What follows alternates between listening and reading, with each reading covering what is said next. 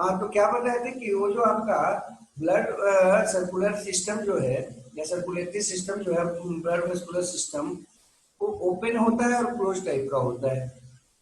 Open में क्या देखोगे आप कि देखो हार्ट से ब्लड आगे गया, आर्टरी में गया। हार्ट से जो भी ब्लड निकलेगा उसको क्या बोलते हैं? आर्टरी बोलते हैं ना, जिस ब्लड वेसल्स में जाता है।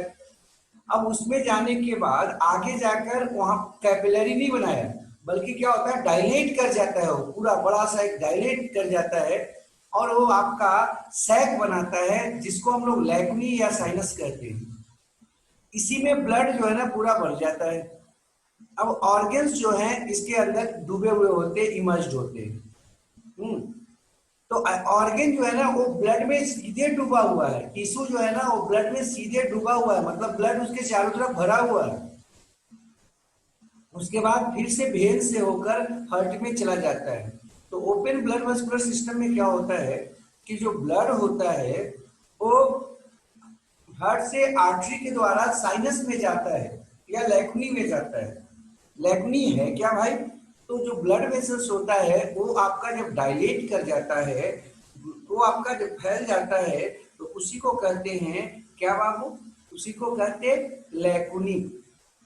आपका लेबनी में ब्लड भरा रहता है और जिनमें समानता ये पाया जाता है ओपन ब्लड वेस्कुलर सिस्टम, उनमें ब्लड को हम लोग ऐसे भी हीमोलिम्फ कहते हैं, क्योंकि ये जो ब्लड होता है वो व्हाइटिश कलर का होता है, कुछ हद तक मिल्क मिल्क के जैसा। तो नहीं बोलेंगे, थोड़ा हल्का पीलापन लिए हुए, और ऐसे ब्लड को हम लोग बोलते हैं हीमोलिम्फ। ये था ओपन ब्लड वेस्कुलर सिस्टम। लेकिन क्लोज्ड का बात करें अगर, तो उसमें भी वही बात दिखाना चाह रहे हैं यहाँ पर। देखो क्या अंतर है। हार्ट से जो है ना ब्लड आपका आर्टरी में गया, आर्टरी में से कहाँ चला जाएगा? कैपिलरी में चला जाएगा। आर्टरी जो है ना आगे जाके ब्रांच करेगा और कैपिलरी बना देगा। कैपिलरी में क्या होगा? ब्लड जाएगा, और कैपिलरी जो है ना उसके चारों तरफ क्या पाए जाएंगे? वो आपके सेल्स पाए जाएंगे, टिश्यू का या ऑर्गन्स का। तो यहाँ पर आप क्या देख रहे हो कि ब्लड जो है ना कभी भी ब्लड वेसल से बाहर नहीं गया।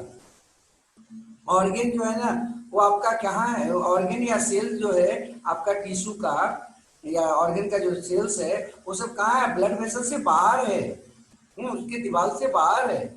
और फिर जो है ना ब्लड वेसल्स आपस में मिला, कैपिलरी आपस में मिला और वेन के रूप में आपका कन्वर्ट होके फिर वापस हार्ट में आ गया। तो इसमें तो देख रहे होंगे कि ब्लड का जो फ्लो हो रहा है वो हमेशा ब्लड वेसल्स के अंदर ही हो रहा है। वहां भी ब्लड वेसल्स के अंदर हो रहा था, लेकिन ब्लड वेसल्स जो है ना वो फैल गया था, डायलेट हो गया था, और क्या बना दिया था? ब्लड फील्ड स्पेस, जिसको लैकुनी कहते या साइनस कहते। जबकि यहाँ पर कोई आपका नहीं है, केवल ब्लड वेसल्स ही है, साइनस वगैरह नहीं बना है, और उसी के थ्रू जो है ना ब्लड आपका फ्लो कर रहा है। तो यहाँ पर देखो कैपिलरी बना है किस लेवल पर? टिश्यू या ऑर्गन के लेवल पर। किसमें? क्लोज्ड ब्लड वेस्कुलर सिस्टम में। लेकिन ओपन का अगर बात करोगे आप, तो ओपन में देखो कैपिलरी नहीं है, वहां पर लैक्नी है ना, जो ब्लड वेसल्स के डायलेट होने से बना है। यहाँ पर ऑर्गन जो है ना वो आपका या टिश्यू जो है ना वो डायरेक्ट डूबा हुआ है इसके अंदर, ब्लड के अंदर। इसमें लैकुनी में। तो ये आपको दोनों में अंतर था। उसके बाद अगर थोड़ा सा पीछे का फिगर याद हो आपको, तो आपको बताए थे कि देखो कैपिलरी कैसे बनता था। तो आपको बताए थे कि कैपिलरी जो है ना वो आपका ब्लड वेसल्स, जब आर्टरी और वेन था, आर्टरी और वेन जब आपस में जुड़ता है तो वहां पर जो है ना वो आपका ब्रांचिंग होता है आर्टरी में, और उसी ब्रांचिंग को हम लोग ब्लड कैपिलरी कहते हैं, जो आपस में मिलकर फिर क्या बनाता है? वेन बनाता है। तो ये किसका होगा? ये जो फिगर है ओपन का होगा या क्लोज का? ये जो फिगर है ये आपका क्लोज ब्लड वेस्कुलर सिस्टम का है। हाँ, ऐसे समझ लो। आप सुने होंगे कि वेनस, वेनिस जो है ना एक शहर है, वहां पर क्या होता है? पानी बना हुआ है, नहर बना हुआ है, और उसी से लोग जो है ना आते जाते हैं। वो घरों के बीचों बीच से जो है ना पानी आपका क्या करता है? मूव करता है। या आप सुने होंगे कई जगहों पर लोग क्या करते हैं? समुद्र में जो है ना वो आपका नाव पर घर बना के रहते हैं, या मचान बना के पानी में जो आपका तैरता रहता है वैसा मकान बनाते हैं और उसी मकान में रहते हैं। कुछ हद तक ओपन ब्लड वेस्कुलर सिस्टम में वही है, ब्लड के अंदर ही क्या है? टिश्यू या ऑर्गन्स है। जबकि क्लोज्ड में क्या है, जैसे आप लोगों का है, हम लोगों का घर है, उसमें क्या होता है, नालियां जो है ना, और वो आपका बगल से निकली है नालियां, आप नालियों में हम लोग नहीं डूबे रहते, घर हमारा उसमें नहीं रहता पानी में, बल्कि क्या होता है वो बगल से साइड से निकल जाता है। यहाँ भी ब्लड वेसल जो है वो आपका सेल्स के बगल से निकला है सब। ठीक है, तो ये आपको हम ओपन बता रहे थे और क्लोज बता रहे थे। नेक्स्ट जो बात करते हैं, अब इसको हम लोग थोड़ा सा लिखे हुए रूप में देख लेते हैं। ओपन ब्लड वेस्कुलर सिस्टम जो है, इसमें ब्लड वेसल जो है वो कैरी करता है ब्लड को हार्ट से दूर और एक स्पेस में ले जाता है जिसको साइनसिस या लैकुनी कहते हैं, सेसिकुलर लैकुना है, और इसीलिए इस सिस्टम को हम लैकुनेट सिस्टम भी कहते हैं। जो लैकुनी या साइनसिस है वो आपका ब्लड के भरा होता है, जैसा कि हम लोग फिगर में देख रहे थे, और उसको कहते हैं हीमोलिंक। तो ये आपको जो फिगर में देखे हैं उसी को यहाँ पर बता दे रहे हैं। इसका उदाहरण है आर्थ्रोपोड्स में। आर्थ्रोपोड्स जो होते हैं, जैसे उसमें इंसेक्ट्स है, इन सब में क्या होता है कि जो आपका ब्लड वेस्कुलर सिस्टम होता है वो ओपन टाइप का होता है, और उसका जो बॉडी है वो आपका पूरा का पूरा ब्लड वेसल्स के फैलने से बॉडी कैविटी बनाता है। नेक्स्ट जो हम बात करते हैं वो आपका मोलस्क है। मोलस्क में सिफेलोपोड्स को छोड़कर, सिफेलोपोड्स में ओपन ब्लड वेस्कुलर सिस्टम नहीं पाया जाता है, उसमें क्लोज्ड पाया जाता है। तो मोलस्क में सब में होता है, सिफेलोपोड्स को छोड़कर, ये एक्सेप्शन है। इस सबको ध्यान रखिएगा, एक्सेप्शन को ज्यादा ध्यान रखिएगा। इकाइनोडर्म्स में, हेमिकॉर्डाटा में, ट्यूनिकेट्स में, ये सब में कैसा होता है, ओपन ब्लड वेस्कुलर सिस्टम होता है। क्लोज ब्लड वेस्कुलर सिस्टम में आपको बताया कि ब्लड कभी भी ब्लड वेसल से बाहर नहीं आता, और इसका उदाहरण है एनालिड्स, सिफेलोपोड, मोलस्क, वर्टिब्रेट्स इत्यादि। अब यहाँ पर थोड़ा डिफरेंस दिखे हैं दोनों में क्या है। आखिर क्यों जरूरत पड़ा आपको ओपन ब्लड वेस्कुलर सिस्टम के बाद क्लोज ब्लड वेस्कुलर सिस्टम में, क्यों बोल रहे हैं आपको? जैसे जैसे इवोल्यूशन में आगे बढ़ते जाओगे तो वाटर सिस्टम से ब्लड सिस्टम आया, और ब्लड सिस्टम में पहले ओपन आया, उसके बाद क्लोज आया। तो आपके दिमाग में आ रहा होगा कि आखिर ओपन से क्लोज की आवश्यकता क्यों पड़ी। तो देखो क्या अंतर है। पहला अंतर तो ये है कि ये क्या करता है, ब्लड वेसल्स को कैविटी या साइनसिस या लैकुनी में ले जाता है। इसको ब्लड वेसल जो है ना वो कन्वर्ट हो जाता है साइनसिस में या लैकुनी में। जबकि इसमें जो है ना आपका ब्लड जो है हमेशा कहाँ पंप होता है, ब्लड वेसल्स के अंदर ही रहता है, कभी भी उससे बाहर नहीं आता। जबकि इसमें क्या पता है, कैविटी या साइनसिस में जाता है। फिर लिखे कि ओपन ब्लड वेस्कुलर सिस्टम में ब्लड कैपिलरीज नहीं होता है। आपको फिगर पीछे बना के दिखे थे हम लोग। जबकि इसमें क्या होता है, ब्लड कैपिलरीज पाया जाता है। नेक्स्ट है कि इसमें जो ब्लड होता है ना तो डायरेक्टली सप्लाई होता है टिश्यूज और ऑर्गन्स को। ब्लड जो है वो सीधे चला जाता है कहाँ तक, टिश्यू और ऑर्गन्स तक। जबकि इसमें क्या देख रहे थे आप, देखिए थे ना कि डूबा हुआ था उसी में ऑर्गन, किसमें, ब्लड में ही।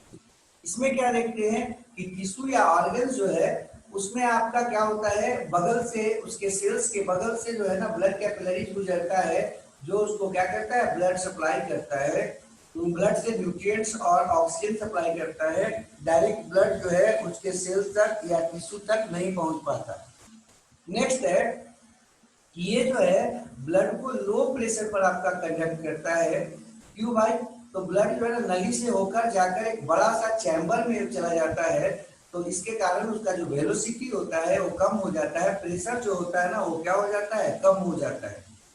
जबकि इसमें जो है ना वो आपका ब्लड हमेशा जो है हाई प्रेशर में और हायर स्पीड में फ्लो करता है। इसका कारण क्या है, क्योंकि ब्लड जो है हमेशा ब्लड वेसल्स के अंदर ही रहता है। तो बताओ, जब तेजी से जाएगा, हाई प्रेशर से जाएगा, तो क्या होगा, ज्यादा मात्रा में न्यूट्रिएंट्स को लेके जाएगा और ऑक्सीजन को लेकर जाएगा, प्लस क्या करेगा, आपको तेजी से काम भी करेगा। तो ये जो ओपन ब्लड वेस्कुलर सिस्टम है उसके तुलना में क्लोज ब्लड वेस्कुलर सिस्टम क्या है, एडवांस है, क्योंकि उसमें क्या होता है, स्पीड तेज होता है, जिससे सप्लाई जो होता है ब्लड का वो तेज हो जाता है। आप देखे होंगे हम लोग जब पुराने जमाने में थे, मैंने जब हमारे यहाँ मशीनों का विकास कम हुआ था, तब हम लोग जो है ना वो आपका पैदल चलते थे या फिर बैलगाड़ी पर चलते थे। इसका स्पीड क्या होता था, कम होता था। लेकिन आज देखो एक से एक गाड़ियां आ गई हैं जो काफी तेज चलती हैं। जब तक बैलगाड़ी जो है ना आपका 2 किलोमीटर जाएगी तो वो आपका 2200 किलोमीटर तक चली जाती है, 200 किलोमीटर 2000 किलोमीटर तक चली जाती है। ये क्या हो गया, ये हम लोग बताते हैं कि जिसके पास जितना आपका तेज चलने वाला गाड़ी है वो क्या है, उतना एडवांस है, उसका काम उतना जल्दी हो जाता है। अगला है एस्क्रीशन। एस्क्रीशन क्या है भाई, ये तो सर्कुलेशन में हम लोग देख रहे थे। अगला नेक्स्ट है एस्क्रीशन। एस्क्रीशन जो है ना एक्सक्रीटिव वेस्ट को बॉडी से रिमूव करना, मेटाबॉलिक वेस्ट को बॉडी से रिमूव करना क्या कहलाता है, एक्सक्रीशन कहलाता है।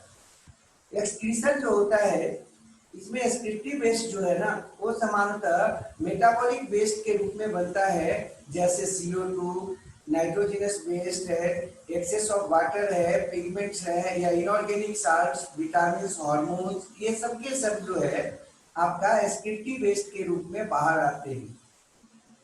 तो जो भी आपका मेटाबॉलिक वेस्ट है, मतलब मेटाबॉलिक के फलस्वरूप उत्पन्न होने वाले कोई भी वैसा आपका क्या पदार्थ या कोई भी वैसा जो है मटेरियल जो हमारे लिए हानिकारक हो, वो क्या कहलाता है, एक्सक्रीटिव वेस्ट कहलाता है। और उसको बॉडी से बाहर निकालना और क्या कहलाता है, एक्सक्रीशन कहलाता है। अब एक्सक्रीशन जो है वो आपका मेटाबॉलिक वेस्ट के आधार पर 2 प्रकार का मेटाबॉलिक वेस्ट हो सकता है, और उसके आधार पर एक्सक्रीशन को आगे हम बांटेंगे कि मेटाबॉलिक वेस्ट जो है ना वो किस रूप में बाहर निकल रहा है। पहले है आपका मेटाबॉलिक वेस्ट 2 प्रकार का, एक है वोलाटाइल मेटाबॉलिक वेस्ट और एक है नॉन वोलाटाइल मेटाबॉलिक वेस्ट। आपके मन में आएगा कि वोलाटाइल मेटाबॉलिक वेस्ट क्या है। तो देखो वैसा मेटाबॉलिक वेस्ट जो रूम टेम्परेचर पर आपका किस रूप में पाया जाता है, गैस के रूप में बदल जाता है, उसको कहते हैं वोलाटाइल मेटाबॉलिक वेस्ट। जबकि वैसा मेटाबॉलिक वेस्ट जो रूम टेम्परेचर पर गैस रूप में नहीं होता बल्कि सॉलिड या लिक्विड रूप में होता है, उसको कहते हैं नॉन वोलाटाइल मेटाबॉलिक वेस्ट। जैसे CO2 है, H2O है, वो क्या है, वोलाटाइल आपका क्या है, वेस्ट है। ये क्या होता है, आपका रूम टेम्परेचर पर ही गैसियस फॉर्म में बदल जाता है। और इसलिए आप देखे होंगे सांस जब छोड़ते हो तो भाप जैसा कुछ बाहर निकलता है, ये क्या है भाई, H2O है। अगला है नॉन वोलाटाइल मेटाबॉलिक वेस्ट। इसमें तो वैसे होंगे जो रूम टेम्परेचर पर कैसे होंगे, लिक्विड या सॉलिड के फॉर्म में होंगे। आपका नाइट्रोजनस मेटाबॉलिक वेस्ट जो होता है एनिमल्स में, वही आपका मेन जो है ना आप मेटाबॉलिक वेस्ट है। यहाँ पर हम लगता है थोड़ा सा लिख के छोड़ दिए। मेटाबॉलिक वेस्ट जो है आपको जोड़ लेना है, ध्यान रखिएगा कि नाइट्रोजन मेटाबॉलिक वेस्ट ही मेन आपका मेटाबॉलिक वेस्ट है इसमें एनिमल्स में। जो नाइट्रोजन मेटाबॉलिक वेस्ट होता है एनिमल्स का, उसमें मुख्यतः अमोनिया होता है, यूरिया होता है या यूरिक एसिड होता है।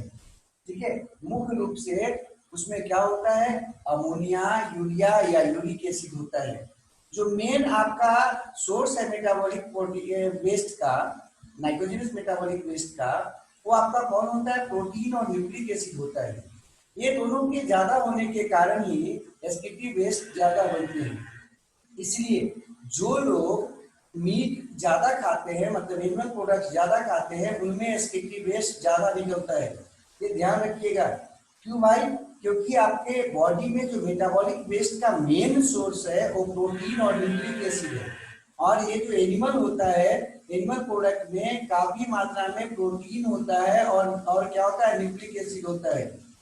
इसलिए जो भी एनिमल प्रोडक्ट्स हम लेते हैं उसमें आपका मेटाबॉलिक वेस्ट ज्यादा निकलता है। नेक्स्ट है कि हम लोग जो हैं, हम लोग में यूरिया जो है ना वो निकलता है मुख्यतः किससे, न्यूक्लिक एसिड से, और उसमें भी किससे, प्यूरिन से। तो वैसे लोग जो आपका न्यूक्लिक एसिड ज्यादा लेते हैं, मतलब एनिमल प्रोडक्ट्स ज्यादा लेते हैं, उनमें क्या होता है, वो ज्यादा निकलता है क्या बाबू, यूरिया। ऐसे नाइट्रोजनस वेस्ट के लिए मेन कौन हो जाएगा, या मेटाबॉलिक वेस्ट के लिए मेन कौन हो जाएगा, प्रोटीन और न्यूक्लिक एसिड। फिर लिखिए कि एनिमल्स जो होता है उसमें आपका नाइट्रोजनस मेटाबॉलिक वेस्ट के टाइप में भी आपका वेरिएशन होता है, और तो और जो उसके रिमूवल के लिए जो आपका है नाइट्रोजनस मेटाबॉलिक वेस्ट के रिमूवल के लिए जो ऑर्गेन्स हैं उनमें भी वेरिएशन होता है। मतलब अलग अलग ऑर्गेन्स में अलग अलग नाइट्रोजनस मेटाबॉलिक वेस्ट बनते हैं, और तो और उनको निकालने के लिए अलग अलग क्या होते हैं ऑर्गेन्स भी होते हैं जो उनको आपके बॉडी से बाहर निकालते हैं, अलग एनिमल्स में अलग प्रकार का। नेक्स्ट जो बात करते हैं, एनिमल्स को हम लोग उनके नाइट्रोजनस एक्सक्रीटरी वेस्ट के आधार पर कई भाग में बांटते हैं। आपको यही हम पहले बताना चाह रहे थे, एक वैसा एनिमल जिससे क्या निकलता है, अमोनिया निकलता है, किस रूप में, मेन नाइट्रोजनस एक्सक्रीटरी वेस्ट के रूप में, तो उसको बोलेंगे अमोनोटेरिक। तो वैसे एनिमल्स जिससे मेन एक्सक्रीटरी वेस्ट के रूप में नाइट्रोजनस मेटाबॉलिक वेस्ट के रूप में क्या निकलेगा, अमोनिया निकलता है बाहर बॉडी से, उसको बोलते हैं अमोनोटेरिक एनिमल्स। अमोनोटेरिक एनिमल्स का मेन एग्जांपल है प्रोटोजोअन्स, पॉरीफेरस, निडेरियंस, निडेरियंस में हाइड्रा है, प्लेटीहेल्मिन्ट्स जिसमें रिवर फ्लिट कॉमन एग्जांपल है, टेपवर्म्स, एनालिड्स, हाँ, या फिर आर्थ्रोपोड, ये सब जो है आपका इसमें आपका ये पाया जाता है कौन, अमोनोटेरिक। मोलस्क है, इकाइनोडर्म्स है, आपका वर्टिब्रेट्स या पोलीफिशेस है, ये सारे के सारे जो है कैसे हैं, अमोनोटेरिक हैं। एम्फीबियन में भी लार्वल जो एम्फीबियंस होते हैं या फिर टेल्ड जो आपका एम्फीबियंस होते हैं उनको भी आपका क्या होते हैं, अमोनोटेरिक होते हैं। जैसे फ्रॉग का टैडपोल वो कैसा होता है, अमोनोटेरिक होता है। क्रोकोडाइल रेप्टाइल है एक तरह का, वो भी कैसा है, अमोनोटेरिक है। मतलब पानी में रहने वाले या पानी के नजदीक, वाटर के नजदीक या वाटर में रहने वाले अधिकांश ऑर्गेनिज्म, अगर आपसे कोई पूछेगा कि इसे बताओ क्या है, तो आंख बंद करके आप क्या बोलना है उसको, अमोनोटेरिक बोल देना। जो नमी वाले क्षेत्रों में अधिकांशतः रहते हैं, अधिक या पानी में ही रहते हैं, वो आपका अगर आप बोल दोगे कि अमोनोटेरिक है, अगर भूल गए तो उनका सही होने का चांस ज्यादा है। ठीक है, अगला है यहाँ पर जो है ना, देख लीजिए लिखे भी हैं उसको स्टार करके, एक्वेटिक इनवर्टिब्रेट्स, एक्वेटिक जो पानी में रहने वाले हैं, इनवर्टिब्रेट जिनमें रीढ़ का हड्डी नहीं होता है, वो आंख बंद करके आप बता दोगे वो सब के सब कैसे होते हैं, अमोनोटेरिक होते हैं। इनवर्टिब्रेट्स जो पानी में रहते हैं या पानी के नजदीक रहते हैं। अगला है यूरियोटेरिक। यूरियोटेरिक जो है इसका मतलब है कि वैसे एनिमल जो मेटाबॉलिक वेस्ट के रूप में मुख्यतः यूरिया निकालते हैं, जिनसे यूरिया मुख्यतः निकलता है इस रूप में नाइट्रोजनस मेटाबॉलिक वेस्ट के रूप में, उसको कहेंगे यूरियोटेरिक। जैसे कार्टिलेजिनस फिशेस हैं जिसको हम लोग क्या बोलते हैं, इलाइज्मो ब्रांचेस बोलते हैं, ब्रांचेस। उसके बाद फ्रॉग है, टूट्स है, सेमी एक्वेटिक रेप्टाइल्स है, एलिगेटर्स है, टेराफिल्स है, टर्टल्स है, या मैमल्स भी आता है उसमें, जो पानी के नजदीक रहे, हाँ थोड़ा पानी से दूर है लेकिन पानी के अगल बगल में रहे, तो उसमें अधिकांश में यूरियोटेरिक होता है। इसमें रिमूवल आपका किस रूप में होता है मेटाबॉलिक वेस्ट का, तो वो आपका होता है यूरिया के रूप में। कार्टिलेजिनस फिशेस, शार्क वगैरह जो है ना वो सब के सब इसी में आएगा, कार्टिलेजिनस फिश में आता है शार्क, ध्यान रखिएगा। नेक्स्ट है हम लोग देखते हैं आपका यूरिकोटेरिक। यूरिकोटेरिक किसको कहते हैं, देखो जो आपका यूरिक एसिड देता है मेटाबॉलिक वेस्ट के रूप में, नाइट्रोजनस मेटाबॉलिक वेस्ट के रूप में जो मुख्यतः क्या देता है, यूरिक एसिड देता है, उसको क्या बोलेंगे, यूरिकोटेरिक एनिमल्स। इसमें कौन आ जाएंगे, लैंड स्नेल्स, जो पानी में रहने वाले थे वो अमोनोटेरिक थे, ध्यान रखिएगा। जो स्नेल्स, घोंघा पानी में पाया जाता है, और जैसे सितुआ है आपका, या आप देखे होंगे शंख वगैरह है, वो सब किसमें आ जाएंगे, अमोनोटेरिक में आ जाएंगे। और जो आपका भूमि पे रहने वाले हैं, जमीन पे रहने वाले हैं, वो आएंगे स्नेल्स इसमें, तो वो आएंगे यूरिकोटेरिक में। इंसेक्ट्स है, जो जितना ज्यादा पानी से दूर होगा उतना ज्यादा उसमें आपका पानी कम मात्रा में निकलता है और वो मुख्यतः जो है यूरिक एसिड के रूप में ही देता है। जैसे बर्ड्स बर्ड्स पानी से जनरली एकदम दूर रहते हैं, तो वो सब क्या देंगे, यूरिक एसिड ही देंगे, निकालते हैं। स्नेक, टॉर्टवाइज, रेप्टाइल्स जो है, एकदम ध्यान में रखना है कि जो रेप्टाइल्स आपका कहाँ रहता है, मिट्टी पे रहता है, वो सब के सब आपका क्या देंगे, यूरिया नहीं देंगे बल्कि यूरिक एसिड देंगे। और यूरिक एसिड का पहचान क्या है कि वो जो है ना चूना जैसा उजला होता है। तो आप देखिएगा जो बर्ड्स वगैरह जो है ना अपना क्या करता है, एसिडिटी वेस्ट, जो आप अनडाइजेस्टेड वेस्ट को निकालता है उसमें कुछ चूना जैसा आता है। या छिपकली वगैरह में आप देखेंगे, छिपकली अगर आपके घर में होगा और उसका जो आपका एसिडिटी वेस्ट बाहर निकलता है या मल बाहर आता है आपका अनडाइजेस्टेड वेस्ट के रूप में, तो उसके साथ देखिएगा चूना सा छोटा सा हिस्सा होता है, चूना जैसा, और वो क्या होता है, वो आपका यूरिक एसिड है। ठीक है, तो यूरिक एसिड को निकालने में सबसे कम पानी लगता है। अतः जो आपका जीव पानी से दूर रहता है वो सामान्यतः क्या करता है, यूरिक एसिड ही देना पसंद करता है। अगला है अमीनोटेरिक। कुछ ऐसे भी एनिमल्स हैं जो डायरेक्ट अमीनो एसिड को ही बाहर निकाल देते हैं, उसका प्रोसेसिंग नहीं करते। हाँ, अगर ज्यादा मात्रा में अमीनो एसिड है तो सीधे उसको क्या करते हैं, बाहर ही निकाल देते हैं। कुछ मोलस्क और कुछ इकाइनोडर्म्स में ऐसा देखा जाता है कि अगर बॉडी में ज्यादा मात्रा में अमीनो एसिड है, उपयोग से ज्यादा, तो हम लोग क्या करते थे, उसको ग्लूकोज में बदलते थे और उसी से यूरिया बनता था और बाहर निकलता था। ऐसे तो यूरिक एसिड से भी बनता है, हाँ, लेकिन उससे भी बनता था यूरिया। तो ये जो है ना कुछ एनिमल्स जैसे कि कुछ आपको मोलस्क या कुछ इकाइनोडर्म्स, उनमें क्या होता है कि वो डायरेक्ट अमीनो एसिड को ही बाहर निकाल देते हैं। तो ये आपको 4 प्रकार के एनिमल्स मिले।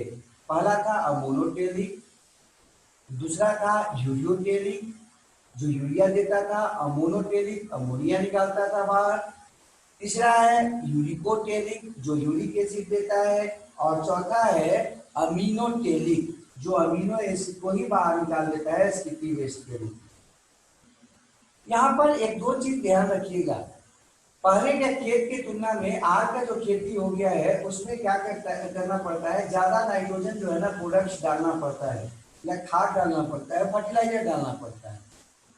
इसका रीजन क्या है, पहले जो हम लोग पटवन करते थे सामान्यतः वो आपका नदियों से करते थे या तालाब से करते थे या आहर पोखर से करते थे, जो पुराना हमारा ट्रेडिशनल जो है ना इरिगेशन का क्या था, रिसोर्स था।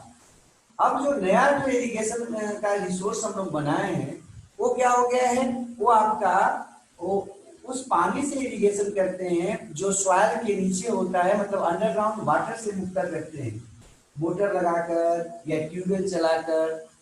तो इससे क्या हो गया, अंतर दोनों में देखो, पानी दोनों अलग अलग हो गया। ये अंडरग्राउंड वाटर हो गया, और जो सामान्य रूप से होता था पहले ट्रेडिशनल खेती में जो होता था, एग्रीकल्चर में होता था कि जो जमा रहता था आपका डीचेज में या आपका क्या बोलते नदियों में होता था पानी, तो उसमें क्या होता था, विभिन्न प्रकार के एक्वेटिक ऑर्गेनिम्स होते थे, जैसे स्नेल्स खूब होते थे, मछलियां होती थी, हाँ, उसमें मेढक होता था, फ्रॉग होता था, टोर्च होता था, टोर्च तो खैर बाहर होता है, हाँ, फ्रॉग्स वगैरह होते थे, और उनका जो है टैडपोल वगैरह होता था, जो क्या करते थे, अपना एसिडिक वेस्ट अमोनिया के रूप में मुख्यतः उसमें डाल देते थे, और कुछ जो है ना जो आपका विकसित होते थे वो डाल देते थे यूरिया के रूप में।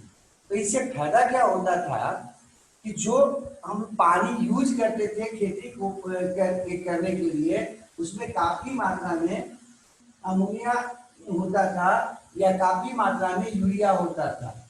इससे फायदा क्या होता था कि इससे जो है ना हमको बाहर से अमोनिया या यूरिया उस खेत में कम डालना पड़ता था, और खेती जो है ना वो आपका ठीक रहता था, उसकी जो एग्रीकल्चर जो फील्ड है वो अच्छा रहता था, और खेती भी खूब काफी होती थी। तो पहले जो लोग जो है ना मछलियों को ज्यादा पालते भी थे, मछलियों को जो है ना खेतों में छोड़ देते थे, वो जो नदी का जो पानी चलता रहता था खेतों में, तो मछलियां भी खेत में मूव करती थी। तो इससे क्या होता था, उसके अमोनिया के कारण उसके यूरिया के कारण हमारा जो खेत होता था उन ऑर्गेनिम्स के यूरिया और अमोनिया के कारण, मेनली अमोनिया, हमारा खेत जो है ना उसमें नाइट्रोजन प्रोडक्ट्स ज्यादा होते थे और आपका जो फसलें होती थी काफी हरी और काफी तेजी से बढ़ती थी। तो ये जो है ना ये चेंजेस आया है वर्तमान समय में कि हम लोगों ने वो खेती के पैटर्न को बदला है। तो कहीं ना कहीं हमें फिर से नेचुरल जो आपका रिसोर्स है इरिगेशन का उसके तरफ मूव करना होगा या उसको डेवलप करना होगा। जो खराब हो गए या जो धीरे धीरे जो है ना ढक दिए गए या आपका खत्म कर दिए गए उनको फिर से जीवित करना होगा। उनमें जो है ना एग्रीकल्चर संसाधन के रूप में उनको उपयोग करना होगा। खैर ये एक रीजन है यहाँ से डायरेक्ट जुड़ा हुआ है जो आपको बताता है। यही नहीं, उसमें क्या पाया जाता था, अलगी पाया जाता था, शैवाल जिसको आप लोग बोले। अलगी जो है ना वो जितना ज्यादा रहता था नाइट्रोजन का प्रोडक्ट उतना ज्यादा होता था, ऑर्गेनिक कंपाउंड उतना ज्यादा होता था। तो इससे क्या होता था कि आपका खेत जो है ना उसमें जो पानी डालते थे हम वो पानी ही उर्वरक का भी काम करता था। आज जो पानी डालते हैं अंडरग्राउंड वाटर के रूप में वो क्या होता है, सिर्फ वाटर होता है, उसमें आपका थोड़ा बहुत मिनरल्स होता है जो कि काफी नीचे का पानी होता है और उसमें जो आपके बाकी जो नाइट्रोजन कंपाउंड है या ऑर्गेनिक कंपाउंड है वो न के बराबर होते हैं। खैर अब हम बात करते हैं थोड़ा सा कि प्रोटोजोअन्स स्पंजेस आपके हैं या जो आपके मिलेरियंस हैं जिनमें हाइड्रा वगैरह आता है उसमें नाइट्रोजिनस एसटीपी बेस्ड जो है ना वो डायरेक्ट उनके सेल मेम्ब्रेन से, सेल के सेल मेम्ब्रेन से या जनरल सरफेस से जो होता है बॉडी का उससे आपका निकल जाता है। फिर से बोल रहे हैं, जो भी प्रोटोजोअन्स है, स्पंजेज है, मिलेरियंस हैं, आपको पीछे बताए थे रिस्पायरेशन थोड़ा सा देर तो बताए थे कि उनका जो सेल मेम्ब्रेन होता है प्रत्येक के सेल का उससे क्या होता था, डिफ्यूजन हो जाता था। O2 आपका बाहर से अंदर चला जाता था और CO2 अंदर से बाहर निकल जाता था। कुछ हद तक यही स्थिति होता है एक्सक्रीशन में। ये सारे जो ऑर्गेनिम्स हैं जो आपके यूनिसेलुलर हैं या हील डेवलप मल्टी सेलुलर हैं उन सब में आपका उनका पार्टिकुलर जो आपके सेल होता है उसी से पार्टिकुलर सेल के सेल मेम्ब्रेन से एसटीपी बेस्ड वाटर में डायरेक्ट बाहर निकल जाते हैं। लेकिन जो हायर मेटाजोअन्स होते हैं उनमें आपका एसटीपी सिस्टम पाया जाता है और एसटीपी सिस्टम में दो चीज प्रमुख होता है, एक तो एसटीपी ऑर्गन्स होता है और एक डक्ट सिस्टम होता है। हाँ, ट्यूब्स होते हैं। एक तो आपका एसटीपी ऑर्गन्स होता है जो आपका एसटीपी वेस्ट को हटाता है और दूसरा क्या होता है, डक्ट सिस्टम जो उस हटाए हुए वेस्ट को रिमूव्ड वेस्ट को बाहर निकालता है बॉडी से या ट्रांसपोर्ट करता है। अब नीचे शुरू करते हैं एस्किट्री ऑर्गन्स। एस्किट्री ऑर्गन्स जो हैं वो अलग अलग में अलग अलग हैं, ठीक है। इसमें पहला हम बात करते हैं आपका एक टेबल बना देते हैं और टेबल में जो है ना आपको दिखाया है कि अलग अलग ग्रुप के जो एनिमल्स हैं उनका एस्किट्री वेस्ट अलग अलग है। जैसे प्रोटोनेफ्रिडिया, प्रोटोनेफ्रिडिया को ही फ्लेम सेल्स भी लोग बोलते हैं या सोलेनोसाइट्स भी बोलते हैं। थोड़ा सा दोनों में अंतर होता है, उतना भी आपको यहाँ पर नहीं समझना है, वो हम देखेंगे। तो प्रोटोनेफ्रिडिया जो होता है क्योंकि उसमें जो है ना उसमें जो आपका सीलिया का जो होता है और फ्लैजिला का जो होता है समूह वो हिलते रहता है लगातार, कंटिन्यूअस जो है ना बीटिंग करते रहता है जिससे देखने में लगता है कि जैसे आग जल रहा है वहां पर, और इसीलिए उसको फ्लेम सेल बोलते हैं। तो इसमें क्या होता है कि जो प्लेटी एलिमेंट वगैरह में ये आपका स्किटी वेस्ट को बॉडी से आपका जमा करता है और उसको निकालता रहता है। तो यहाँ पर ध्यान यही रखना है कि प्लेटी एलिमेंट्स में या टेप वॉर्म वगैरह जो है ना इसका जो उदाहरण है, तो प्लेटी एलिमेंट्स का स्किटी ऑर्गन्स कौन है, प्रोटोनेफ्रिडिया या फ्लेम सेल या सोलेनोसाइट्स। अगला है H shaped tube. H shaped tube जो है ना वो किसमें होता है, निमेटोड्स में होता है। निमेटोड्स का एस्किटी वेस्ट जो है वो किससे बाहर निकलता है, एज शेप्ड ट्यूब से निकलता है। मेटानेफ्रिडिया जो है ना वो किसका एस्किटी ऑर्गन है, एनालिड्स का। ऐसे करके थोड़ा सा याद कर लीजिएगा, ध्यान रखिएगा क्योंकि इससे क्वेश्चन आता है आपका। तो मेटानेफ्रिडिया जो है या इसी को हम लोग नेफ्रिडिया भी बोल देते हैं, ये एनालिड्स में हो जाएगा। मेटानेफ्रिडिया को ही हम लोग लिटिल किडनी कहते हैं, थोड़ा सा अलग हो जाता है कुछ मोलस्क में। थोड़ा सा ज्यादा विकसित मेटानेफ्रिडिया पाया जाता है, इसमें मोलस्क में पाया जाता है, तो लिटिल किडनी के नाम से उसको जानते हैं, मेटानेफ्रिडिया ही है वो भी। नेक्स्ट जो है ग्रीन ग्लैंड। ग्रीन ग्लैंड जो है ना वो किसमें पाया जाता है, तो क्रस्टेशियन में। क्रस्टेशियन का कॉमन एग्जांपल है प्रॉन, प्रॉन मछली, झींगा मछली जिसको बोलते हैं। ऑक्जल जो आपका ग्लैंड है वो होता है एराक्निड्स में या स्कॉर्पियन में। हाँ, ये आपका उसका जो पैर होता है, पैर में जो है ना कॉक्सा जो होता है बोल, उसके ज्वाइंट पे पाया जाता है। अगला है केवर्स ऑर्गन या ऑर्गन्स ऑफ बोनांजा। ये केवर्स ऑर्गन या ऑर्गन्स ऑफ जो आपका बोनांजा है, ये आपका किसमें पाया जाता है, मोलस्क में। मोलस्क में केवर ऑर्गन्स होता है। तो आप लोगों के ऊपर में मेटानेफ्रिडिया या लिटिल किडनी भी बोले मोलस्क में, कहा जो है ना मोलस्क में आपका मेटानेफ्रिडिया भी होता है, साथ ही साथ ये जो केवर ऑर्गन या ऑर्गन्स ऑफ बोनांजा है ये भी होता है। आगे बढ़ते हैं, अगला है मालपिगियन ट्यूब्यूल्स। मालपिगियन ट्यूब्यूल्स पाया जाता है इंसेक्ट्स में। हाँ, जितना इंसेक्ट्स है उन सब में एस्केटिव वेस्ट निकलता है, किसके थ्रू, आपका मालपिगियन ट्यूब्यूल्स के थ्रू। अब कॉर्डेट का बात करते हैं। कॉर्डेट का आपको अगर थोड़ा बहुत भी याद हो, पीछे हम आपको बताए थे कि वैसे एनिमल्स जिनमें किसी भी स्टेज में, लाइफ साइकिल के किसी भी स्टेज में नोटोकॉर्ड पाया जाता है, उनको कहते हैं कॉर्डेट्स। चाहे तो पूरे जीवन काल में या कुछ समय तक ही अगर उनमें पाया जाता है तो उसको हम लोग क्या कहते हैं, कॉर्डेट्स कहते हैं। कॉर्डेट्स में जो है ना आपका जो नाइट्रोजनस मेटाबॉलिक वेस्ट का जो रिमूवल होता है वो मुख्यतः यूरिन के रूप में होता है, और इसीलिए उसके सिस्टम को कहते हैं यूरिनरी सिस्टम। तो कॉर्डेट्स में जो एक्सक्रीटिव वेस्ट है मुख्यतः लिक्विड फॉर्म में यूरिन रूप में बाहर आता है, और उसके जो ऑर्गन, उसके जो आपके सिस्टम है उसको कहते हैं यूरिनरी सिस्टम। यूरिनरी सिस्टम जो होता है आपका, वो आपका कहां से कहां पाया जाएगा, तो वर्टिब्रेट में पहले बात कर लेते हैं हम। फिश से वर्टिब्रेट शुरू होता है, आपको पीछे भी बताए थे। तो फिश से मैल तक में आप जाओगे तो उसमें यूरिनरी सिस्टम जो है ना उसका काम क्या है भाई, फॉर्मेशन करना, स्टोरेज करना और रिमूवल करना, किसको, यूरिन को।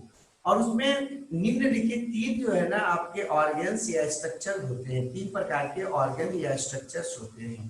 पहला होता है किडनी। किडनी की संख्या 2 होता है समांतर। दूसरा होता है यूरेटर। यूरेटर की भी संख्या कितना होता है, 2 होता है। लेकिन यूरिनरी ब्लैडर एक जो है ना समांतर 1 होता है। हाँ, आपका सामान्य रूप में बोल रहे हैं। अब हम लोग शुरू करते हैं किडनी के बारे में। किडनी जो होता है वो आपका नाइट्रोजनस मेटाबॉलिक वेस्ट को रिमूव करने के लिए जिम्मेवार होता है, और ये ब्लड को फिल्ट्रेट करके उसको बाहर निकालता है, किस रूप में, यूरिन के रूप में। तो ये इसका काम क्या है, फिल्ट्रेशन करना, और फिल्ट्रेशन करने के कारण ही इसको क्या कहते हैं, ऑर्गन्स ऑफ फिल्ट्रेशन भी कहते हैं। तो किडनी का काम क्या है, ब्लड को फिल्ट्रेशन करना, और उसके फिल्ट्रेट को, मतलब जो छाना हुआ पार्ट है, छाना हुआ जो आपका मटेरियल है उसको यूरिन के रूप में क्या करना, बाहर हटा देना या निकाल देना। तो फॉर्मेशन ऑफ यूरिन किसका काम हो गया, आपका किडनी का। नेक्स्ट बात जो लिख रहे हैं कि किडनी जो है ना वो बना किसका होता है, तो किडनी में ढेर सारे ट्यूबुलर कॉइल्ड जो है ना स्ट्रक्चर्स होते हैं, उनको बोलते हैं यूरिनिफेरस ट्यूब्यूल्स या नेफ्रॉन। हाँ, इन सब के बारे में डिटेल से पीछे भी आप पढ़े हो और आगे भी हम लोग पढ़ेंगे। ये यहाँ पर हम इसलिए कर दे रहे हैं कि ये एक तरह से समराइज है, और इससे फायदा क्या होगा कि जब भी आपको जो है ना पढ़ना होगा यहाँ तक, तो सिस्टम का करीब करीब सबका समरी यहाँ पर है। तो ये जो आपको किडनी में बता रहे थे, किडनी जो है उसका फंक्शनल और स्ट्रक्चरल यूनिट क्या होता है, नेफ्रॉन होता है। जबकि आपका ऊपर में जो हम लोग देखे थे उसमें नेफ्रॉन का बात नहीं था, चाहे मालपिजियन ट्यूब्यूल्स हो, चाहे जो है ना और आपका जो भी हो, उस समय आपका ये नेफ्रॉन का बात नहीं था। नेफ्रॉन का बात जब भी होगा तो किस में होगा? किडनी के अंदर होगा या किडनी में होगा। अब किडनी जो होता है वो बना कहाँ से है? वर्टिब्रेट्स में। उसके आधार पर उसको हम जो है ना कई आपके ग्रुप में बांटते हैं, किडनी को कई टाइप में बांटते हैं। सामान्यतः हम लोगों का जो किडनी होता है, चाहे जो भी आपके वर्टिब्रेट्स हो, वो आपका एम्ब्रियोनिक एक सेल मास से बनता है, जो मियोडर्मल होता है ओरिजिन में, उसको नेफ्रोटोम कहते हैं। तो जो भी हम लोगों का किडनी है, चाहे हमारा हो, चाहे मछलियों का हो, चाहे आपका जो है ना एम्फीबियन का हो, चाहे आपका जो है ना वो क्या बोलते हैं बर्ड्स का हो, जिसका भी हो, वो सब का जो है वो पार्टिकुलर जो है ना एक एम्ब्रियोनिक मियोडर्मल सेल मास होता है, जिसको हम लोग क्या बोलते हैं? नेफ्रोटोम बोलते हैं। उसी से बनता है, ये मियोडर्मल सेल्स का बना होता है। अब देखो बगल में एक फिगर बनाए हैं। हाँ, इस फिगर को में देखो, ये जो आपको एक चौकोर स्ट्रक्चर जो नजर आ रहा है, ये है नेफ्रोटोम। ठीक है, नेफ्रोटोम। अब नेफ्रोटोम को हम तीन भाग में बांट सकते हैं। ऊपर का हिस्सा एंटीरियर पार्ट, बीच का हिस्सा मिडिल पार्ट, नीचे का हिस्सा जो होता है उसको क्या बोलते हैं? Posterior part. अलग अलग जो एनिमल्स होते हैं उनमें इसके अलग अलग हिस्सों से किडनी का निर्माण होता है। कुछ जो एनिमल्स होते हैं उसमें नेफ्रोटोम के एंटीरियर पार्ट से किडनी बनता है, कुछ एनिमल्स में मिडिल पार्ट से बनता है, जबकि कुछ एनिमल्स में पोस्टीरियर पार्ट से बनता है। ये जो एंटीरियर पार्ट है उससे अगर कोई किडनी बनता है तो उसको बोलते हैं प्रोनेफ्रस किडनी। हाँ, इंटीरियर पार्ट से बनने वाले किडनी को किसके? नेफ्रोस्टोम के। तो आप अगर आपके दिमाग में आएगा कि नेफ्रोटोम क्या है, तो आपके दिमाग में ये बात आ जानी चाहिए कि नेफ्रोटोम जो है वो क्या है? एम्ब्रियोनिक आपका सेल मास है जो पाया जाता है एम्ब्रियोनिक कंडीशन में, और उसी से हमारा क्या बनता है? किडनी बनता है। किडनी में इसके अलग अलग हिस्सों से किडनी बनते हैं एनिमल्स में, जिसमें आपका एंटीरियर पार्ट से बनेगा उसको बोलते हैं प्रोनेफ्रस किडनी, और इसका उदाहरण है larval kidney of fishes and amphibians. Fish और एम्फीबियन के जो लार्वा होते हैं उसमें जो किडनी पाया जाता है वो किससे बनता है? एंटीरियर रीजन से बनता है। जबकि जब फिश और एम्फीबियन क्या हो जाते हैं? एडल्ट हो जाते हैं, तब वो किडनी समाप्त हो जाता है, जो आपका किससे बना था? नेफ्रोटोम के एंटीरियर पार्ट से बना था। अब जो है ना आपका मीजोनेफ्रस किडनी जो है ना वो काम करता है। अधिकांश जो है आपके हैं, चाहे आपके रेप्टाइल्स हैं, हाँ, बर्ड्स हैं या मैमल्स हैं, उनमें भी जो है ना मेजोनेफ्रस किडनी ही पाया जाता है एम्ब्रियोनिक कंडीशन में। हम लोग भी जब माँ के बॉडी के अंदर रहते हैं गर्भ अवस्था में, तो एम्ब्रियोनिक किडनी जो हम लोगों का रहता है वो कैसा रहता है? मेजोनेफ्रस होता है। जबकि फिशेस और एम्फीबियन जो होते हैं उनका एडल्ट जो होता है उसका जो किडनी होता है वो कैसा होता है? मेजोनेफ्रस होता है। हम लोग जो एडल्ट हैं, रेप्टाइल्स है, बर्ड्स है या मैमल्स हैं, उन सब के जो एडल्ट का जो होता है किडनी वो मेटानेफ्रस होता है। मेटानेफ्रस मतलब नेफ्रोटोम के पोस्टीरियर पार्ट से बनने वाला किडनी। ध्यान रखिएगा, किडनी को तीन भाग में बांटे, किसके आधार पर? वो आपका नेफ्रोटोम के किस हिस्से से बना है। नेफ्रोटोम आपको बताया कि नेफ्रोटोम क्या है? एम्ब्रियोनिक सेल मास है मेसोडर्मल सेल्स का। इसी में आपको जो एंटीरियर पार्ट से बना प्रोनेफ्रस, बीच वाले पार्ट से बना मीजोनेफ्रस, और जो बाद वाले पार्ट से बना मतलब नीचे वाले या पोस्टीरियर पार्ट से बना उसको बोलते हैं मेटानेफ्रस। जितने एडल्ट हैं रेप्टाइल, बर्ड और मैमल्स, उन सब में एडल्ट में कौन हो जाएगा? Metanephros. Reptile, bird, mammals metanephros. जबकि एम्ब्रियोनिक जो किडनी हम लोगों का होगा वो भी कैसा होगा? मेसोनेफ्रस होगा। और एडल्ट फिश एम्फीबियन जो होंगे वो हो जाएंगे मेसोनेफ्रस। लेकिन लार्वल किडनी उनका क्या होता है? फिश का और एम्फीबियन का वो होता है प्रोनेफ्रस। नीचे एक लिखे हैं ऑपिस्थोनेफ्रस। ये जो ऑपिस्थोनेफ्रस जो बता रहे हैं इसमें क्या होता है कि आपका जो मिडिल पार्ट होता है नेफ्रोटोम का, उसे एक इलोंगेशन निकलता है, एक प्रोजेक्शन निकलता है, एक्सटेंशन निकलता है, और वो जो है ना आपका मिल जाता है किससे, मीजोनेफ्रस के साथ, और उसके साथ मिलकर किडनी का निर्माण करता है। तो जो किडनी है फिश और एम्फीबियंस का, वो आपका कैसा होता है, ऑपिस्थोनेफ्रस होता है। क्यों भाई, तो ये तो आपका मिडिल पार्ट से बनता ही है, उसके साथ साथ उससे जो उभार निकलता है उसको भी आपका किडनी बनाने में शामिल हो जाता है। तो इसलिए इनको क्या कहते हैं, ऑपिस्थोनेफ्रस किडनी, इनके किडनी को बोलते हैं।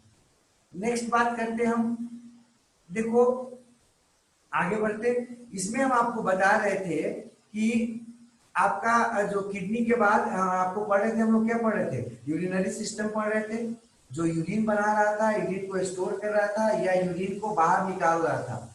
ठीक है, उसमें आपका किडनी के बारे में आपको बता दिए कि वो बनाने वाला स्ट्रक्चर है, जबकि यूरेटर क्या था, उसको ट्रांसपोर्ट करने वाला क्या है, स्ट्रक्चर है। यूरेटर जो होता है इलोंगेटेड ट्यूब के रूप में होता है, प्रत्येक किडनी से निकलता है और आगे जाकर या तो क्लोएका में खुलता है या यूरिनरी ब्लैडर में खुलता है। जितने हैं हम लोगों को छोड़कर आपका अर्थ सर्कल पे पाए जाने वाले एम्फीबियन हैं, रेप्टाइल्स हैं, बर्ड्स हैं, ये तीनों के तीनों जो हैं, इन तीनों में जाकर डायरेक्ट खुलता है आपका यूरेटर, कहाँ, क्लोएका में। जबकि जो मैमल्स होते हैं उनमें जो है ना आप जो यूरेटर होता है वो डायरेक्ट खुलता है यूरिनरी ब्लैडर में। और इसका काम क्या होता है यूरेटर का, संख्या कितना हो गया, एक पेयर हो गया। इसका काम क्या होता है, ये यूरिन को किडनी से लेकर जाता है या तो क्लोएका में या फिर यूरिनरी ब्लैडर में। अब आपके मन में क्लोएका के बारे में पीछे भी बता दिए थे, क्लोएका उस स्ट्रक्चर को कहते हैं जो आपका रिप्रोडक्टिव प्रोडक्ट, हाँ, या जेनाइटल प्रोडक्ट और एक्सक्रीटिव वेस्ट, या ज्यादा अच्छा रहेगा अनडाइजेस्टेड जो वेस्ट होता है उसको एक साथ बाहर निकालने का काम करता है। मतलब common passage for both genital products and क्या, अनडाइजेस्टेड वेस्ट फॉर क्लोएका। अब यहाँ पर बात करते कि ये यूरिन को जो है ना किडनी से बाहर लेकर जाता है, हटाता है। थोड़ा सा हम इसको फिगर से बताते, लेकिन थोड़ा सा रुक जाते, पर यूरिनरी ब्लैडर भी समझ लो। यूरिनरी ब्लैडर समानता कितना होता है, एक होता है समान रूप से, हॉलो होता है, कोलैप्सिबल होता है, मतलब फैल से फूल सकता है, अंदर से खाली होता है। और ये इसका काम क्या है, यूरिन को टेम्पोररी स्टोर करना, ये यूरिनरी ब्लैडर का काम है। ये समानता एब्सेंट होता है स्नेक में और बाल लिजार्ड में, इसलिए उन चाहे पक्षियों में, इसलिए उन सब में जो है ना ये स्टोर नहीं होता है क्या, यूरिन, वो आपका हमेशा बाहर निकलता रहता है समय समय पर। मतलब जैसे ही वहां से आता है, किडनी से आता है यूरिन, वो बाहर आता रहता है, वो स्टोर उनमें नहीं होता। हम में या जो आपके रेप्टाइल्स वगैरह हैं कुछ को छोड़कर, उनमें आपका क्या होता है, ये जमा होता है। एम्फीबियन है उनमें जमा होता है, लेकिन स्नेक है, वाल लिजार्ड है, या सभी पक्षियां हैं उनमें जमा नहीं होता। किसको छोड़कर, ऑस्ट्रिच को छोड़कर। ऑस्ट्रिच जो होता है उसमें यूरिनरी ब्लैडर होता है, स्टार कर दिए है, उसको देख लीजिएगा। एक फिगर देख लेते हैं, ठीक है, फिगर को जरा सा देख लीजिए। फिगर में यहाँ पर देखिए कैसे हम आपको अंतर बताए हैं। ये फ्रॉग का यूरिनरी सिस्टम है, हाँ, उसमें देख रहे होंगे आप कि दोनों किडनी से जो है ना यूरेटर निकला है और वो जाकर कहाँ खुलता है, क्लोएका में खुलता है। ये क्लोएका है, ये पूरा जो स्पेस है वो क्लोएका है। क्लोएका जो है वो कॉमन पैसेज है, देखो ये कॉमन पैसेज है, किसके लिए, आपका अनडाइजेस्टेड वेस्ट के लिए, और तो और रिप्रोडक्टिव जो आपके प्रोडक्ट्स होते हैं, मतलब जेनाइटल जो प्रोडक्ट होते हैं, स्पर्म, ओवम, उनके लिए। अब ये क्लोइकल अपर्चर के द्वारा देखो अंततः बाहर आ जाता है। उनमें भी यूरिनरी ब्लैडर है, ठीक है, लेकिन यूरिनरी ब्लैडर में डायरेक्ट नहीं खुला, डायरेक्ट कहाँ खुलता है, क्लोइका में खुलता है, और उससे यूरिनरी ब्लैडर में जाता है और जमा हो जाता है, फिर समय समय पर बाहर निकलता है। ये आपको देख रहे थे कि जिनमें आपका ऐसा होने वाला था, जैसे आपको एम्फीबियंस बताए थे उसमें। अब मनुष्य में देख लो, मनुष्य में दोनों किडनी हो गया। हाँ, किडनी से यूरेटर बाहर आता है, यूरेटर बाहर आकर डायरेक्ट इसमें खुला, यूरिनरी ब्लैडर में खुला। अब यूरिनरी ब्लैडर क्या करेगा, इसको समय समय पर यूरेथ्रल अपर्चर के थ्रू बाहर निकाला करेगा। ये हो गया दोनों में अंतर। जो अभी पीछे लिख रहे थे उस बात को थोड़ा सा देख लीजिएगा। क्या देखना था भाई, कि जो यूरेटर है वो क्लोएका में खुलता है, किसका, एम्फीबियन, रेप्टाइल और बर्ड्स का। जबकि मैमल में कहाँ खुलता है, यूरिनरी ब्लैडर में खुलता है। और ये भी लिखे हैं तो ध्यान रखिएगा कि सब में पाया जाता है। कौन, यूरिनरी ब्लैडर, किसको छोड़कर, स्नेक को छोड़कर, वाल रिजार्ड को छोड़कर और सभी पक्षियों को छोड़कर। ठीक है, इन सब में आपका अनुपस्थित रहता है ये यूरिनरी ब्लैडर। ऑस्ट्रिच जो है ना, आप अकेला एक पक्षी है जिसमें क्या पाया जाता है, यूरिनरी ब्लैडर पाया जाता है। अब ये आपका स्कीटी सिस्टम के बारे में था, ये समाप्त हो गया। हाँ, तो क्या क्या हम लोग पढ़ रहे थे, जैसे जैसे आपको पढ़ना था, न्यूट्रिशन पढ़े, उसके बाद जो है ना आपका सर्कुलेशन पढ़े, उसके बाद जो है ना आपका रिस्पायरेशन पढ़े, सॉरी रिस्पायरेशन पढ़े, फिर सर्कुलेशन पढ़े, और अब जो है ना एक्सक्रीशन पढ़े। नेक्स्ट है control and coordination. Control and coordination का अगर बात करें तो जैसे जैसे इवोल्यूशन बढ़ता गया, इवोल्यूशन बढ़ने के साथ साथ एनिमल जो है ना वो कॉम्प्लेक्स होते गए, उनका मेटाबॉलिक एक्टिविटी जो है ना वो बढ़ता चला गया, इंक्रीज करता गया। और ये जो है ना मेटाबॉलिक एक्टिविटी बढ़ने के कारण, कॉम्प्लेक्सिटी बढ़ने के कारण, जो एनिमल्स थे उनके आपके डिफरेंट ऑर्गन्स जो बने, ऑर्गन सिस्टम बढ़े, वो आपका कंट्रोल उनका होना था, और तो और कोऑर्डिनेशन भी जरूरी था। नहीं तो कोई ऑर्गन कुछ काम करता, कोई ऑर्गन कुछ काम करता, तो क्या होता, सिस्टम बन ही नहीं पाता। सारे के सारे आपके जो बॉडी के सिस्टम है वो अव्यवस्थित हो जाते, ठीक से काम नहीं कर पाते। इसीलिए हमारे बॉडी में जो है ना, जब ऑर्गन सिस्टम बनने लगा, कॉम्प्लेक्सिटी बढ़ने लगा, तो एक विशेष स्ट्रक्चर की जरूरत पड़ी जो इन सबों को कंट्रोल कर सके, नियंत्रित कर सके, और इसके लिए नर्वस सिस्टम बना। हाँ, या कंट्रोल एंड कोऑर्डिनेशन शुरू हुआ। तो कंट्रोल एंड कोऑर्डिनेशन जो होता है वो आपका, उससे दो चीज तो कम से कम जरूर होता है। पहला तो जो इन्वायरमेंट में आपका परिवर्तन हो रहा है उसको पकड़ना, मतलब स्टिमुलाई को लेना। और दूसरा होता है आपका जो बॉडी होता है उसका प्रॉपर जवाब देना। किसके लिए, वो जो बाहर से आपका रिस्पॉन्स देना उसको, किसका, स्टिमुलस का। तो आपका कंट्रोल एंड कोऑर्डिनेशन से दो फायदा हम लोगों को हुआ। पहला तो ये हुआ कि हम वातावरण में होने वाले परिवर्तनों, चाहे तो हम हमारे बॉडी के अंदर हो चाहे बॉडी के बाहर हो, उसको आराम से हम क्या कर पाते थे, उसको प्राप्त कर पाते थे, उसको डिटेक्ट कर पाते थे, और तो और उसको हम क्या कर पाते थे, उसका रिस्पॉन्स दे पाते थे, उसका रिएक्शन देते थे, जवाब देते थे। ठीक है, अगर कंट्रोल एंड कोऑर्डिनेशन नहीं होता तो हम उसको जवाब नहीं दे पाते। नेक्स्ट है, इस जो आपका स्टिमुलाई है वो आपका रिसेप्टर या सेंस ऑर्गन के द्वारा रिसीव किया जाता है या प्राप्त किया जाता है, और अलग अलग रिस्पॉन्स दिया जाता है उसके लिए। तो आपके बॉडी के द्वारा जो है ना, किसी भी स्टिमुलस को ग्रहण करने के लिए, इन्वायरमेंटल में चेंज को ग्रहण करने के लिए क्या होता है, स्पेशल सेल्स बनाए जाते हैं या स्पेशल ऑर्गन्स बनाए जाते हैं, जिनको हम लोग सेंसरी सेल्स या रिसेप्टर और सेंस ऑर्गन्स कहते हैं। ठीक है, तो जो आपका सेंसरी सेल्स हैं या आपका सेंस ऑर्गन्स हैं, वो अलग अलग जो ऑर्गेनिज्म है उसमें अलग अलग होता है। हाँ, और ये समांतर नर्वस सिस्टम के द्वारा कंट्रोल होता है। तो ये जो नर्वस सिस्टम और रिसेप्टर है जो रिसीव कर रहा था स्टिमुलस को, वो एक दूसरे के साथ मिलकर काम करता है। अगर मिलकर काम नहीं करेगा तो मालूम होगा कि हाथ जो है ना, हम लोग ताबा पर रख दिए, गर्म हो रहा है, हाथ जल रहा है, और सूचना, हाथ क्या करेगा, उसको सूचना को प्राप्त कर रहा है, रिसीव कर रहा है, रिसेप्टर का काम कर रहा है। लेकिन सूचना जो है ना वो ब्रेन आपका उसको लेगा ही नहीं, कोऑर्डिनेट नहीं कर पाएगा, तो क्या हो जाता है, पूरा का पूरा हाथ जल जाता है, पता भी नहीं चलता। हाँ, कई बार आप सुने होंगे लोग जो है सोए हुए थे, उनका कपड़ा में आग लग गया और उसी तरह से जल गए। कैसे पता नहीं चला उनको?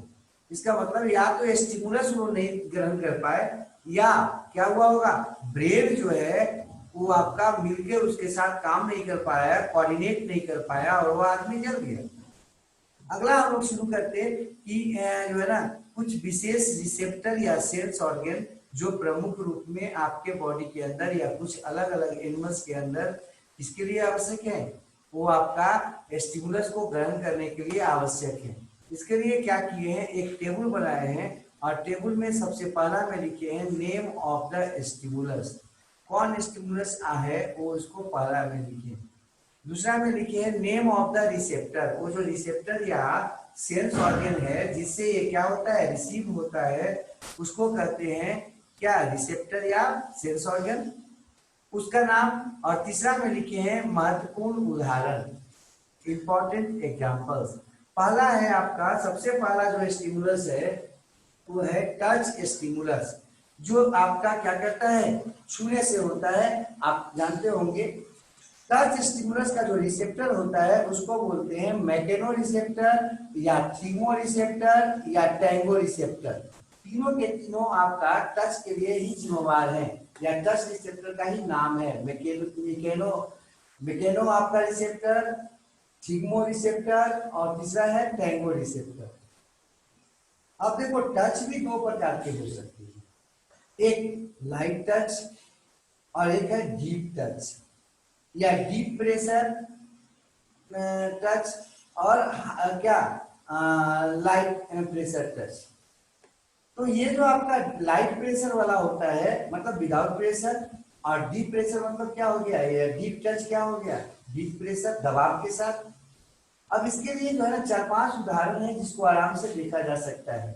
इसमें 4 जो है ना प्रमुख रूप में है जिसको हम लिख दिए यहाँ पर। देखिए Merkel disc on the epidermis of skin, हम लोगों का जो एपिडर्मिस होता है उस पर एक विशेष मर्कल डिस्क पाया जाता है। ये रिसेप्टर है जो क्या करता है, आभास करता है। आप छूते होंगे उंगलियों से कोई चीज को तो आपको अनुभूति होती है, आपको क्या होता है उसके बारे में सूचना प्राप्त होता है। ये किसके मदद से होता है, मर्कल डिस्क की मदद से, बिना दबाव का छू रहे हैं। तो आप देखिएगा कपड़ा वगैरह जो है ना आजकल की माताएं या जो भी हैं, पहले की भी जो माताएं या भाई जो होते थे वो क्या करते थे, कपड़ा को छू के बता देते हैं कि कपड़ा कैसा है। अब ये तो हमको नहीं मालूम किस सेंसर की मदद से करते हैं, लेकिन उसमें मर्कल डिस्क का एक बहुत बड़ा हाथ होता है।